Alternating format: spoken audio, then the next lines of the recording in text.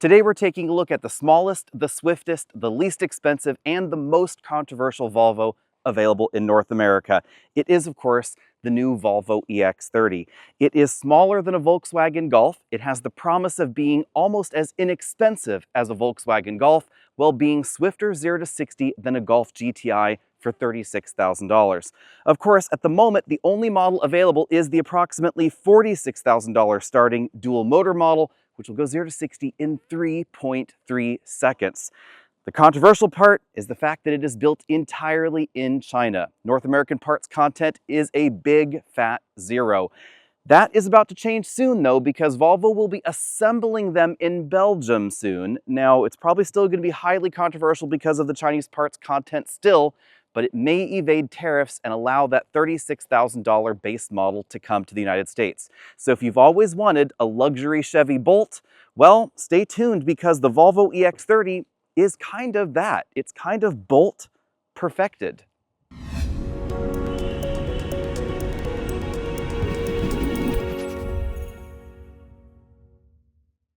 Let's talk about the design first. Again, bearing in mind that this is designed to start at around $36,000, I think Volvo knocked the design out of the park. It's important to remember base prices, not just in the United States, but around the world, because the base model still has to be profitable. And that's why Volvo has made some of the decisions that are also controversial on the inside, not just the built in China part. It looks a lot like the Volvo EX90, the flagship electric SUV in Volvo's lineup, but there are some key differences. Instead of those expensive motorized shutter LED DRL headlight things, we have fixed in place full LEDs. They also don't swivel in the corner, and there's no matrix LED technology going on here. Theoretically, we might have auto high beams in the future, but in North America, that feature does not work yet. We also don't have anything like fog lights below. Very minimal cooling is going on down there, but interestingly, every model is going to have a heat pump standard. And this one is the top end model, about $47,000, so we have features like the 360-degree camera system all the way around as well. If you're not currently following us on Facebook, I'll catch you up, but also please follow us over there. The reason we were able to get our hands on the EX30 so soon is because this is our EX30. We have leased it for 2 years and about 20,000 miles just to see how the EX30 really stacks up and does it fulfill the promise that Volvo has made.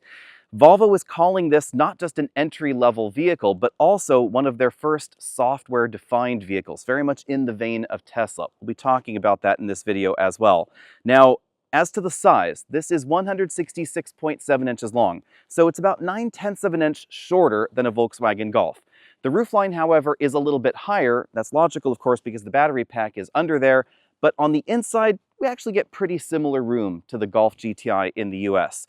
The cargo area, that is obviously where we lose a lot of space versus the XC40, because this is a whopping 10 inches shorter than the XC40. It is a bit longer than the original Chevy Bolt, but it's actually shorter than the Bolt EUV, so it's right between those two models. Significantly smaller than a Kia Niro, heaps and heaps smaller than a Tesla Model Y or a Tesla Model 3, even though this is about $8,000 less starting, or will be $8,000 less starting, than the least expensive Model 3 in the US. It is even $4,000 less than a base Kia Niro EV. So again, this has the promise of being one of the least expensive vehicles available in North America. And if the federal tax credit does end up leaving us here, then this is actually going to be about the same price as a lot of those other entry-level options. And it's worth noting before we move on that for 2025, a whole heap of EVs have lost their federal tax credit anyway. We don't know whether the upcoming Bolt will continue to get it, but it's not on sale yet, and it actually may start on sale at the same time that we're going to get the rear-wheel drive model. We don't know exact timing yet. The relative size of the EX30 is really obvious out back, where the roofline is definitely lower than the XC40, and the roofline also drops more notably towards the rear. There are a few surprises back here, however, like the fact that we get full LED taillights even in North America, where I think they could have skimped by giving us some incandescent bulbs or at least some red turn signals, but I'm glad they didn't do that. So this does have a more premium vibe than something like that Kia Niro EV.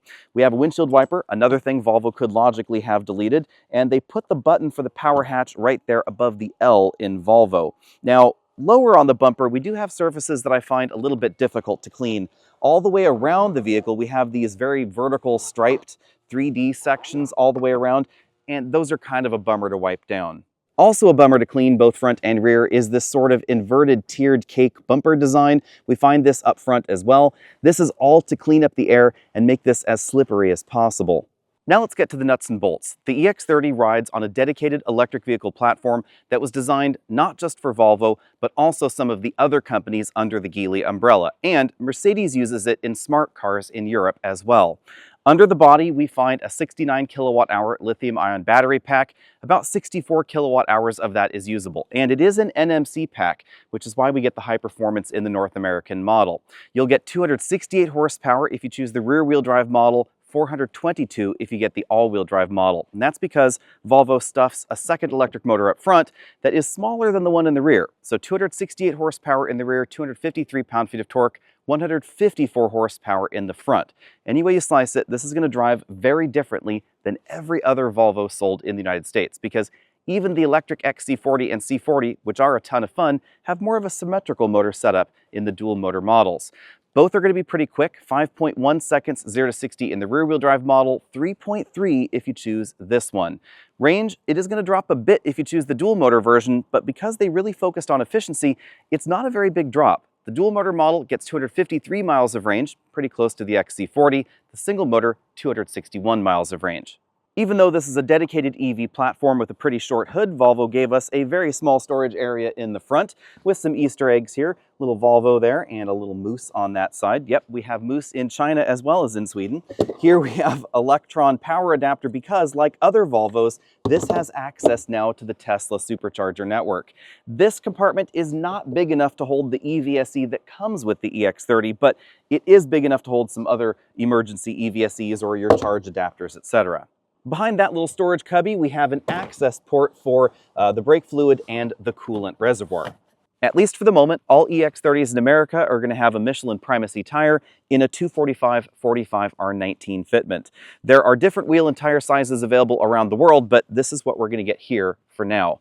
What surprised me is that this is wider than the tires that we find on the new Jeep Wagoneer S, even though the Wagoneer S is about 2,000 pounds heavier than this. So Volvo definitely had an eye towards handling and performance with the EX30, not just price and size. Interestingly, this is about the same curb weight as a base Model 3. It's a little bit heavier than the Chevy Bolt was, but remember, this is going to have over 260 horsepower, be rear-wheel drive, and definitely handle an awful lot better and differently than that Bolt. Behind door number 6, we start to see some of the creative cost cutting that Volvo has employed to keep the prices down. We don't have a new J3400 connector here. It still uses the CCS connector, and Volvo uses these little caps that are on a rubber tether. That's super annoying because they're just dangling there on your paint while you're charging. So first thing I did was just pull those off the car.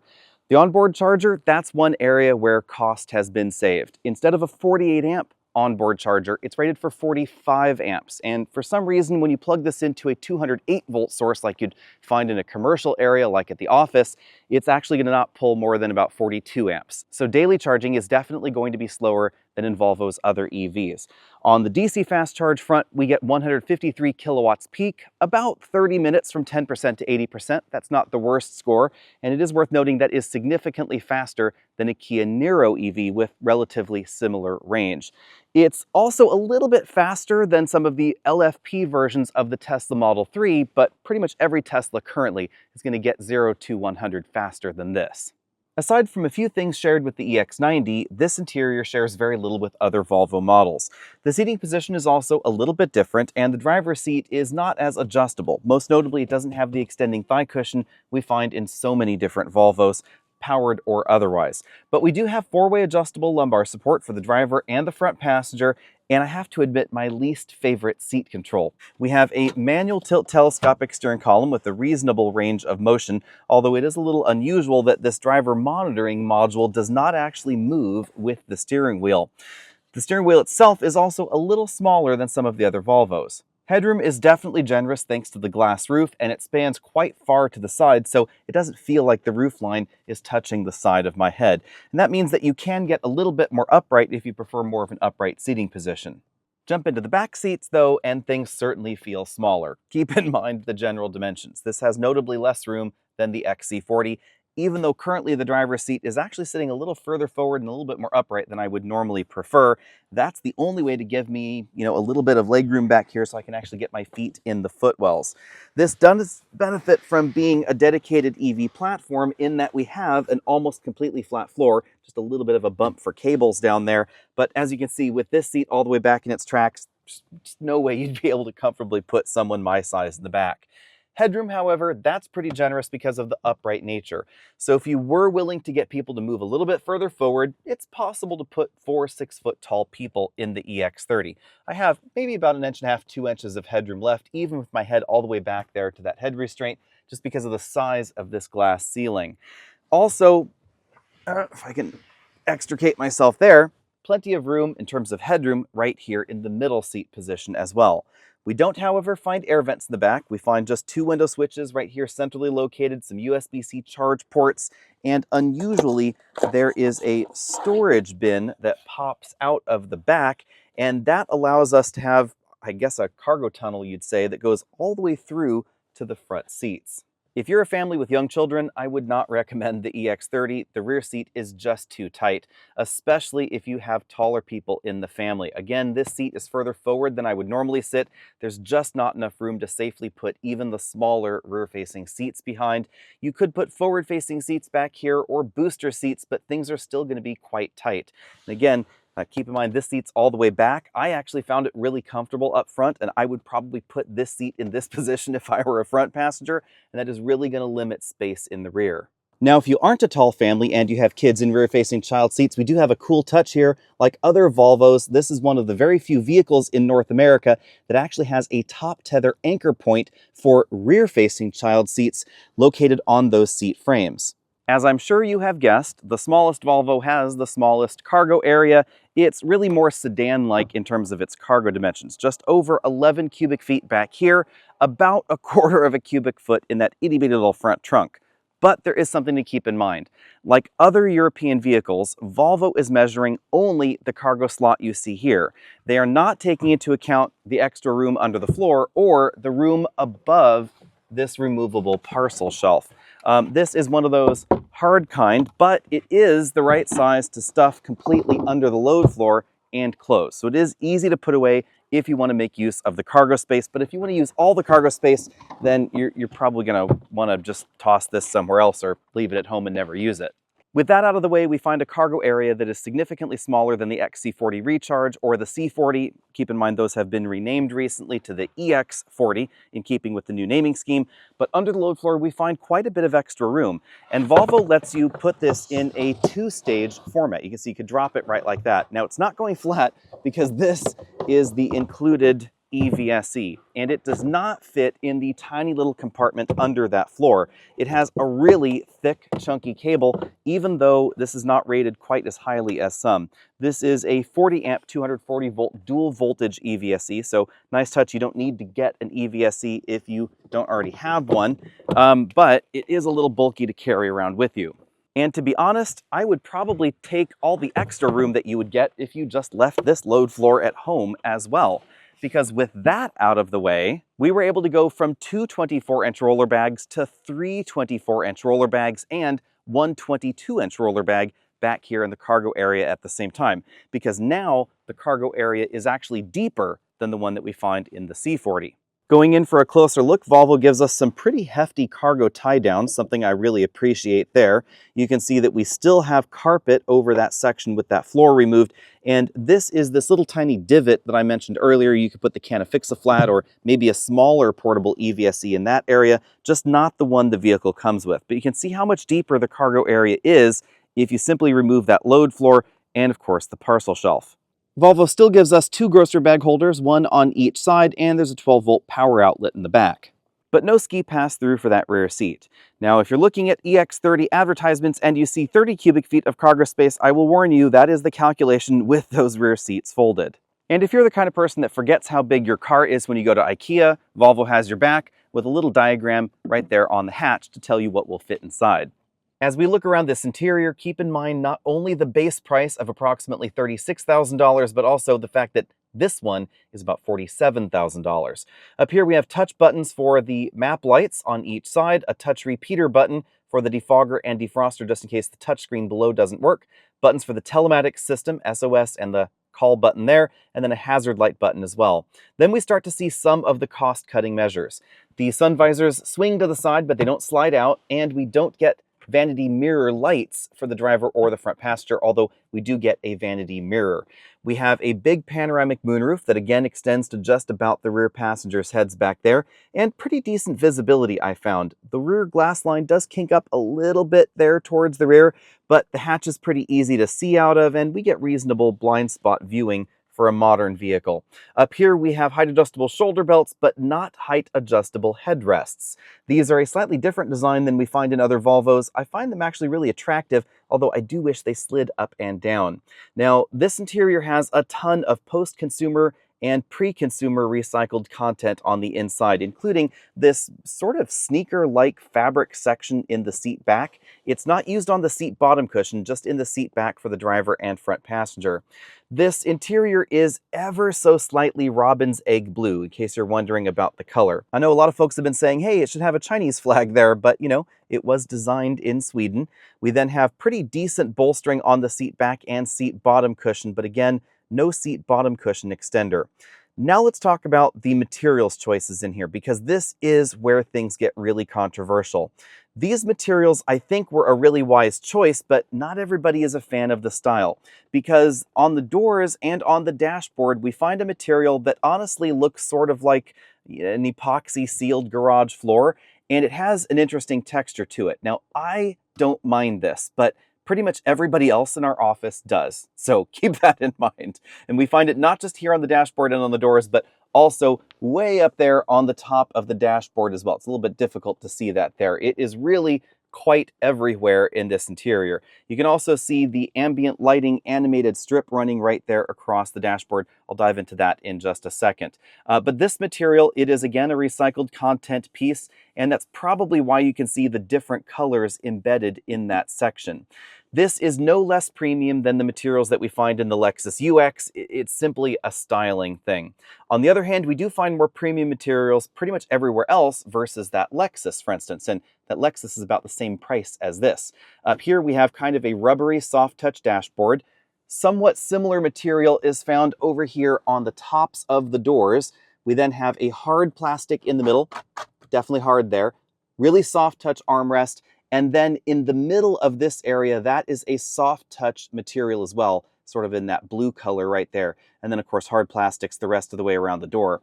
But what is surprising is that we find the exact same construction in the rear doors, same soft touch materials, same hard materials, etc., except that in this model, the rear doors get a speaker. And you'll notice there's no speaker down there on the front door. We do get floor mats in this model, and we actually get carpet, so they didn't just change this into some sort of weird trunk lining mouse fur like we find in some inexpensive vehicles. No glove compartment over here on the passenger side. Instead, we have a teeny little one right here in the middle. And it is a little on the small side, but I'm glad that we have an actual glove compartment rather than something hanging out under the seat, because, you know, that looks suspicious when you get pulled over if you're reaching for that. Now, moving up to the top of the dashboard, we find the only speaker location that you'll get in the base model. Yep, soundbar is what Volvo is going with for the EX30. Now, because this is the top-end model, we also get a subwoofer for this premium audio system and the speakers in the rear door for surround sound. But I will be very honest with you. This Harman Kardon audio system is probably my least favorite Harman Kardon system that I have seen in a new vehicle. The sound is not bad per se, but it sounds really quite hollow. There's definite mid-range missing, and the upper bass range is also missing. But I think they did a good job with the styling, and again, keep in mind the price point. So here in the center of the dashboard, we find the only LCD in here. Yep, no instrument cluster, so very Tesla-like, except for the orientation of the screen, which is decidedly vertical. Volvo gave us a slightly smaller diameter steering wheel we'll look at in a bit, and that's why it appears that that screen is so far from the wheel. A lot of folks were asking, is this too far from the driver? I did not find so. I found it pretty easy to deal with. I don't glance at my speed limit every second, so I found that okay. If we were driving, you see we get a speed limit right there. It is a little on the small side, so definitely keep that part in mind. We get Apple CarPlay, of course, projection here in the middle, but this software does not come across as quite ready yet, to be perfectly honest, because there are a lot of features still missing from this system. We don't have the phone as key software that has been promised, and importantly, this is going to be the ultra wideband phone as key, not Bluetooth like we find in Teslas. So if you have the appropriate smartphone, iPhones are generally going to be supported here, this will operate just like a traditional proximity key, where if you take it up to the vehicle is going to automatically unlock, it's going to sense your presence, and it's only going to unlock the doors on the side of the vehicle you're on because it has the ultra wideband module in it and it acts like a proximity key. So it knows that you're on the left side of the car or the right side of the car, it knows if you're inside or outside the car. It functions just like a regular key fob. Now, because that is not ready, here's what Volvo gives you when you buy the car. You get a Volvo RFID key to lock and unlock the car. You get 2 of these. There's a receiver on the doorpost for locking and unlocking. And then to start the car, you pop it down here in that Qi wireless charging spot, very similar to other EVs that you might be thinking of. Now, you also temporarily get a teeny tiny little proximity key. I'll toss a picture of it in here. It kind of looks like a chiclet, and that functions as the regular proximity key. Honestly, I wish they just gave you 2 of those because I much prefer that particular function. If you're using the RFID card and you don't lock the car when you leave, it does stay on for a while. It won't drive away because it's not going to allow that because it knows that you left the vehicle, but the vehicle will stay on for a while and run down the battery. Now let's run through some of these other touchscreen features here. So logically, everything is here in this screen, including seat heating, steering wheel heating, no seat ventilation. We get dual zone automatic climate control. Here's where we control the various different ambience modes that you'll see in a bit. One pedal driving, enabled, disabled here, the lane keeping aid, and the driver alert. Those are not persistent choices. So when you power cycle the vehicle, they will turn on every single time. And this one is super annoying because little sensors over here. And if you just barely glance at the center screen long enough to just hit the next track button, it starts to squawk saying, oh my goodness, you're not paying attention to the road. Definitely annoying. Also, lane keeping aid kind of annoying because when you turn it off, you always get this little telltale up there at the top of the screen. I just wish they would delete that. Other thing worth noting, we'll talk about this maybe a bit more in the drive section, is that this does not have the ability currently to disable the traffic sign recognition system. And it has an audible tone every time the car senses and then stops sensing a traffic sign, speed limit signs. So you're entering a 35-mile-an-hour speed limit zone. Does not matter whether you're speeding or not. It sort of does a little click thing, shows the speed limit sign up here, and then when it loses track of the speed limit, it clicks again to let you know it's gone. It's not the speed warning that we see in other European vehicles. It is different, and hopefully that is going to get fixed. Now, mirror controls, steering wheel controls, those are all done here through the touchscreen, but we do have regular air vent controls right there like that. Also on this setting screen, this is where you can adjust things like the sound. If you want to turn the vehicle off, you got to dig around through this system and get to some of the other controls here. For instance, this is also where we find the reduced alarm modes, the locking modes, lights and displays, lots of controls buried here. If you want to turn on and off the headlights other than the automatic mode, you got to dig through those modes there. And then under here, under car modes, we also have the ability to turn the car off. As I said before, duplicate for the hazard light button, and then of course we have those defog and defrost buttons there. Now, nice touch, we do have access to a better route planner in the software, and this would be my preference for longer road trips. Although the native nav system here, the Google connected system, is actually pretty darn good at navigating with charging stops. So you can see it's going to tell you exactly what your state of charge is going to be there, just running through those categories. If we, for instance, type in Los Angeles, we're going to go to the LAX airport from here. You can see it's a pretty long drive. Choose one destination. It's pretty snappy, even though I don't have good cell reception here at this moment. This is significantly faster than the Jeep we were just in. It already added 2 charging stops. It's going to tell you what to do, how long to spend there at those charging stops, etc. You can edit them. You can change the charging network, etc. So the Google connected system is definitely getting better. Now, on this side, we have a gear shift control that also doubles as our cruise control enable disable, kind of Tesla-like there.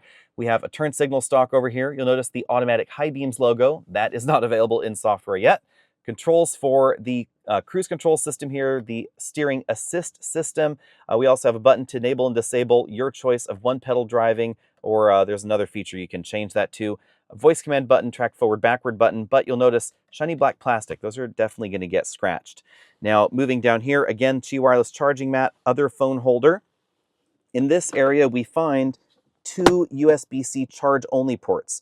Those will not interface with the system. So this is wireless CarPlay only. And then we have a blue little rubber mat to help keep things from sliding around in that cubby. Then we have a convertible storage area and cup holder here in the center console. You can see you can pull that out. And then here there is a double ring to actually hold those drinks in. These actually function significantly better than I thought when I first looked at this.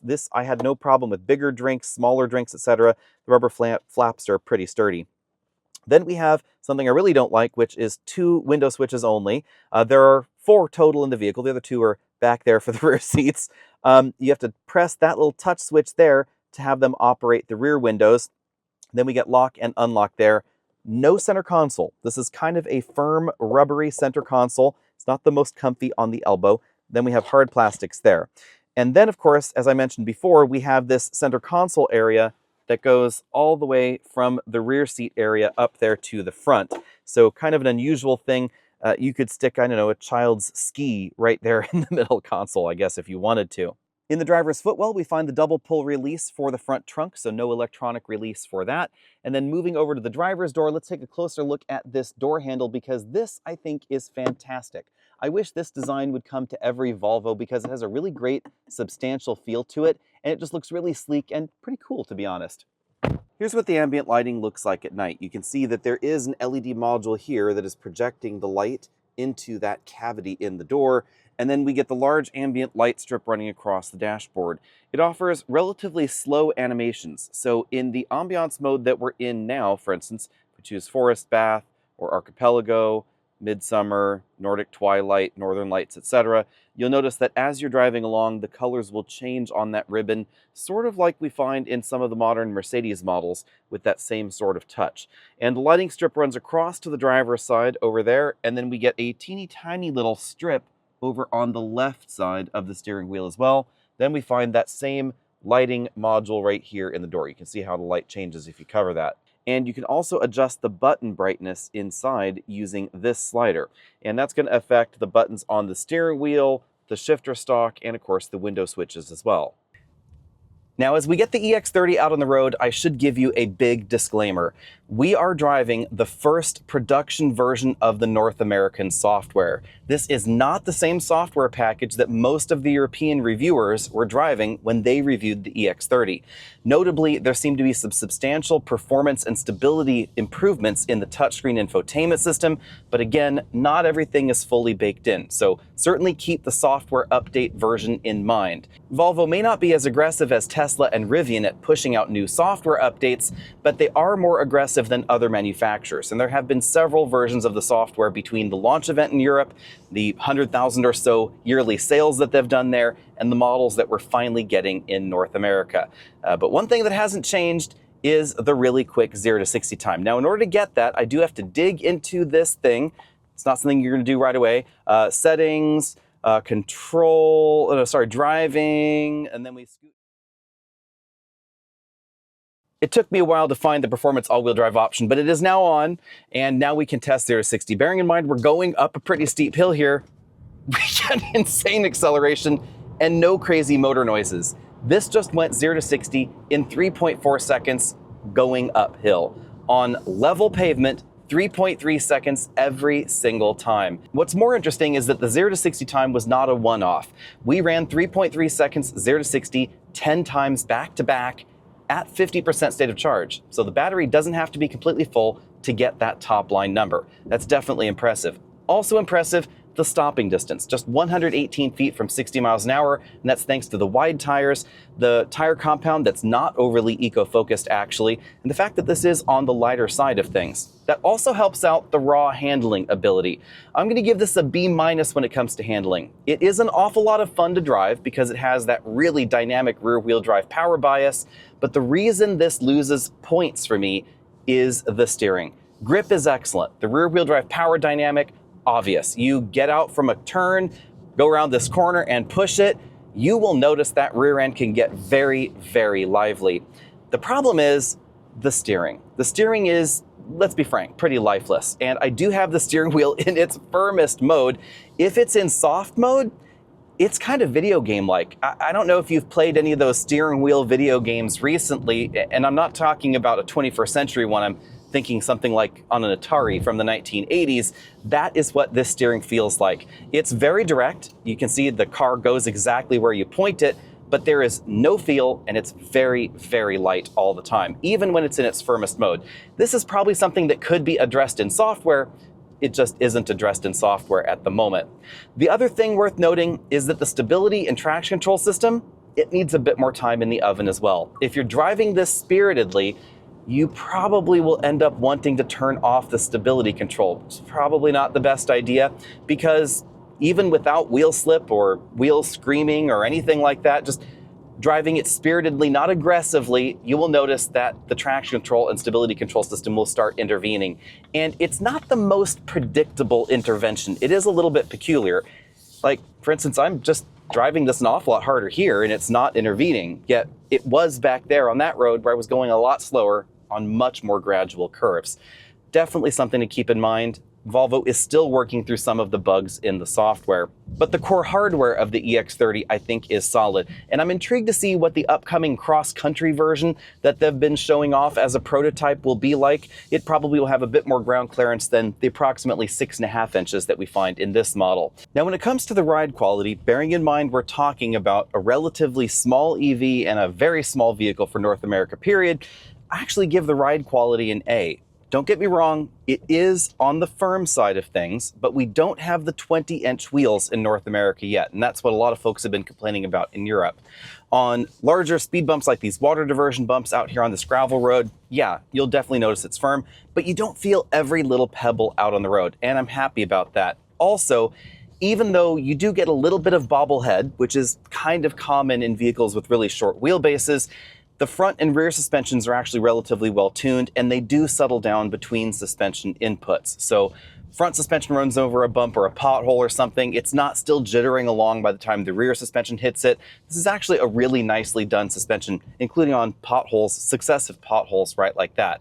Just keep in mind, if you step up into the next sort of semi-size category, where XC40 lives, or BMW X1, X2, etc. Yeah, they're gonna feel more refined. They're gonna be a little bit more comfortable in general terms, certain versions of them, I should say. But I think Volvo has done a really, really good job here. This feels significantly more refined in terms of its suspension tuning than the Bolt or the Bolt EUV, also versus the Kia Niro EV. Now, if you're comparing this to a Model 3, I think this is a little bit softer. The Model 3 is just a little bit firmer even in its current generation. It does have a longer wheelbase, obviously. It's bigger, but importantly, it also starts about $8,000 more than this model. So when we're talking about this model that we're driving right here, keep in mind that this is pretty similar in terms of MSRP to the base version of the Model 3. Tax credits excluded, of course. Also solid as far as the numbers go is the cabin noise figure. We measured 71 decibels in here at 50 miles an hour. Wind noise is well controlled, road noise is well controlled. Even over some of the rougher broken pavement on this road, we actually have a really quiet cabin in here.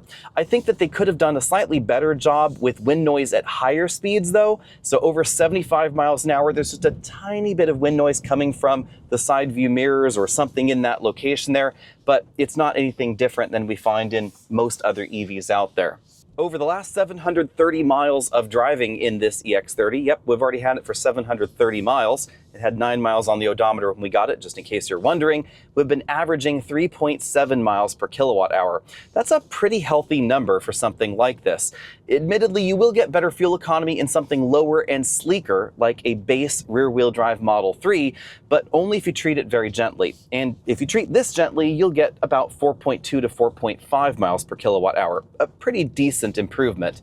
If you engage the performance all-wheel drive mode, it's going to try and keep that front motor engaged, and you will notice a loss in efficiency. On the same daily drive loop, it's about a 10% loss in efficiency to get the extra oomph. If you don't have the performance all-wheel drive mode engaged, then the 0 to 60 time does stretch out a bit. Even though the front motor is still engaged, it takes about 4.9 seconds to go 0 to 60. Still quicker than a Volkswagen Golf GTI though.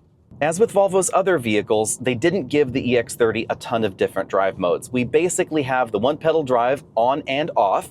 We have steering feel soft, medium, and firm, and then we have performance all-wheel drive.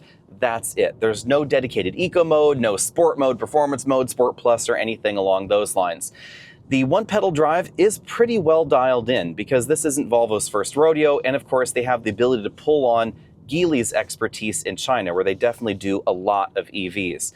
The one-pedal driving mode, for some reason, though, cannot be combined with the performance all-wheel drive mode, something that might offend some shoppers out there, but I am not the biggest fan of one-pedal drive usually. This one is pretty smooth. If I take my foot off the brake pedal, you'll notice that it stops just like you'd expect in a Tesla or something along those lines.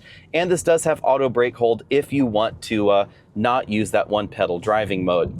In regular drive mode, it's not too jumpy on the throttle, still pretty peppy. If you put the performance all-wheel drive mode on, the throttle mapping is really, really aggressive. Now to the question so many of you have been asking. Does the EX30 feel like a Volvo out on the road? I would say yes and no. Volvo has always marched to a different drummer, but this is not exactly the same drummer that the other Volvos are marching to. The suspension is a little bit firmer, the driving dynamics are definitely different, although some of that does have to do with the fact that this is the smallest Volvo with a smaller wheelbase, smaller dimensions, lighter curb weight, etc. So certainly keep all of that in mind. The lifeless steering, though, that's something that we don't necessarily find in other Volvos. The steering feel in an C40 or an XC40 is not exactly my favorite. It's not the most direct in that segment, but it's a bit better than what we find in the EX30. For me, it's mostly actually the stability and traction control systems that are a little off-kilter versus the other Volvo models, the software functionality that's not quite there, that has been promised, and some of just the other small things around, like the driver's seat not being quite as comfortable as the rest of the Volvo lineup, the sound system not being as nice as the rest of the Volvo lineup. That's where I have to keep coming back to that low base price though. Remember, this had to be designed to be profitable to sell in huge volumes with that low single motor sticker price, just like they're doing in Europe. Before we get deeper into the weeds on pricing, let's talk about DC fast charging. At the moment, the EX30 is not compatible with the Tesla supercharging network. So even though Volvo has entered into an agreement with Tesla for the EX90, the XC40 recharge, the C40, etc., the EX30 is not compatible, at least not yet. So if you have your own adapter or whatever, and you try and take one to the Tesla supercharger station, as I just did, you will get a vehicle incompatibility error unless you're going to a Magic Dock station. So certainly keep that part in mind. The other thing we noticed is that it charged a little bit slower than Volvo said it should. So instead of 26.5 minutes, we went to an EA station where it actually did hit 153 kilowatts. Unfortunately, it tapered off and it actually took 29 minutes to do 10% to 80%. If you want to know more about that, we're going to have a more detailed charging video on the EV Buyer's Guide channel, so be sure and check that out. But let's dive into the pricing, because at least for the moment, the EX30 is not going to be available in that $36,000 trim. At the moment, $46,195 is where it's going to start. There are two reasons for that. The first one is the front electric motor. That's what gets you 0 to 60 in the bonkers 3.3 second time. The other thing is that we don't have the base trim, which they're going to call Core. That one is going to remove a decent number of features. Instead, at the moment, we just have dual motor and we have Plus and Ultra. So the one that we've been driving here, the one that we leased, that's the Ultra trim. It has the rear auto braking, 360-degree camera, the automated parking, the pilot assist lane centering program, etc. If you get the Plus trim, you get the same 3.3 second 0 to 60 time. You also get the panoramic moonroof, and you get the ambient lighting, but you will see that there are a few other features here and there that have been removed. If those two trims sound very close together, they are, and that's why there's really not much of a price difference. The Ultra trim is $47,895. Another thing to keep in mind, if you're looking at the online configurator for the EX30 and you're thinking to yourself, wow, that interior looks really blue and cool, it kind of looks like a tennis shoe or something like that, that is the interior we have. It is not nearly as blue in person as it looks on the website. So certainly keep those color differences in mind. Had I known that, I probably would have opted for the wool blend interior, which is available.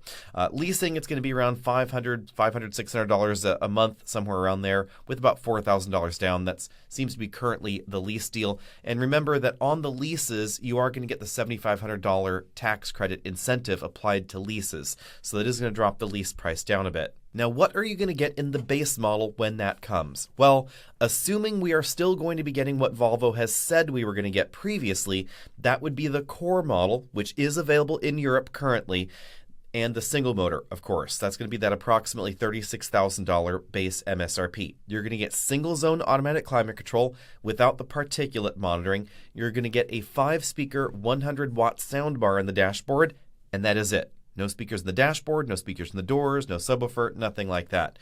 You're going to get an 18-inch wheel with skinnier tires, 225 55 R18s, and at the moment in Europe, those come with summer tires, which is kind of an interesting twist. You're only going to get the black and indigo interior, and it looks like there's a slightly reduced exterior color palette. But somewhat unusually for a luxury car company, Volvo tends not to charge extra for different exterior colors. So on, for instance, the current EX30 in the US, it doesn't appear that there's an extra cost paint option.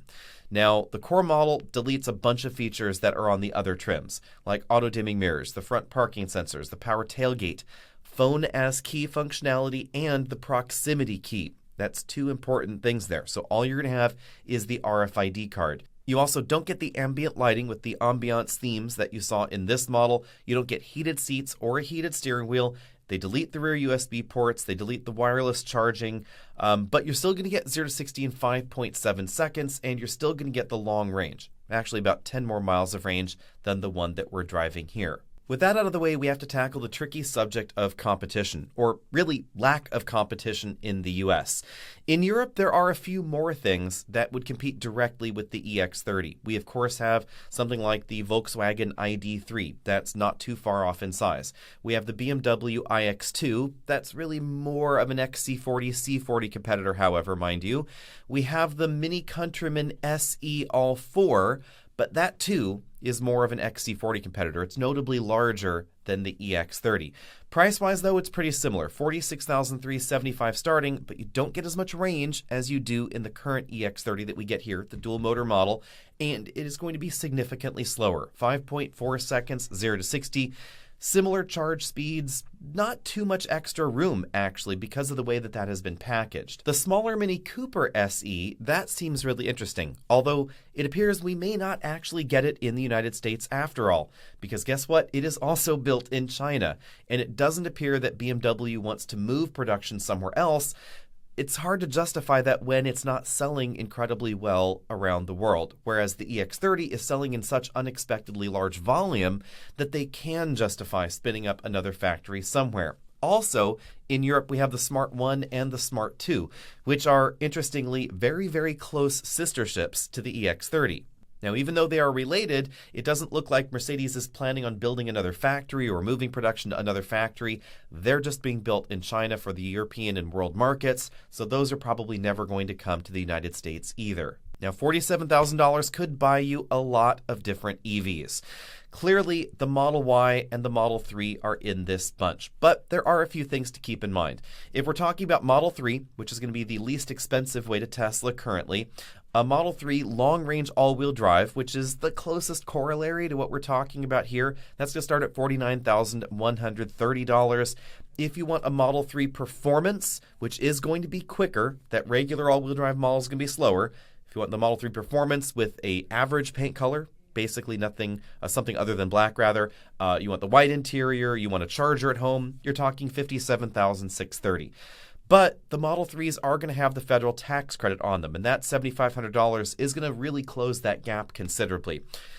Depending on what you want, if you want speed, if you want something quirky, etc., there's the Volvo. If you want the one that's just going to supercharge reliably at a supercharger, clearly you're going to want the Tesla, but you are going to have to give up a little bit of performance in order to get there, or spend more to get more performance. Now, Model Y pricing, it's a little unclear because the new Model Y has just been launched. We know the pricing of the first models that are going to come out, but we don't know what the rest of the lineup looks like. The launch edition is pretty pricey, but you can expect that there are going to be much less expensive models coming later, obviously quicker models also. It looks like they have been improving performance on the Model Y, so expect all the various versions to be faster 0 to 60 than they were last year. In a way, a more rational comparison, I think, would be a cross-shop against something like a Lexus UX. And I know that sounds crazy, but the Lexus UX is about the same size and, importantly, about the same price range. You can get your UX down to around $36,000, $37,000, and you can get it up to almost $50,000 as well. It is going to be significantly slower. It's not necessarily going to be more premium inside either. I would say it's really going to come down to your preference in terms of style. I think that the styling in the UX is boring but more universally accepted.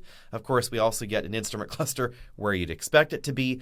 The Volvo compensates by being quirky, being modern, being electric, and being bonkers fast. It will take a Lexus UX about 3 times longer to go 0 to 60.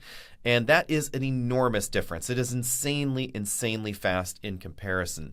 As far as interior roominess goes, they're not very far off. We get very similar interior room here and there. The Volvo comes across as quieter on the inside, more refined, it handles better, all of that. So I would say those are the kind of comparisons you should probably think about if you're looking at an EX30.